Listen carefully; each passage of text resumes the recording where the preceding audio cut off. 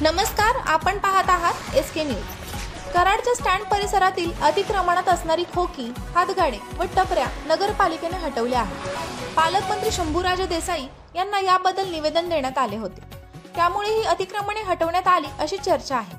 ऐन गणपतीच्या उत्सवात ही अतिक्रमणे हटवण्यात आले, तेथे व्यवसाय करणारे व त्यावर गुजारण करणाऱ्या लोकांचे काय होणार हा प्रश्न उद्भवला आहे। त्या लोकांनी आता काय करायचं हा गहन प्रश्न उभा ठाकला आहे। सर्व अतिक्रमणे हटवल्यामुळे स्टँड परिसर मोकळा झाला आहे, म्हणून काही नागरिकांना आनंदही झाला आहे।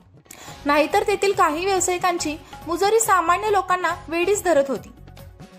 पण काही कालावधीने ही खोकी पुन्हा लागतात, याबद्दल कराडकरांना अनुभव आहे। मग 4 दिवस ही नाटके अधूनमधून का असतात हा प्रश्न कराडकरांना सतावित आहे। यावर काहीतरी तोडगा निघणे आवश्यक आहे, नाहीतर पुन्हा आपले ये रे माझ्या मागल्या असे नको। एसके न्यूज साठी ऋतुजा उबाळे।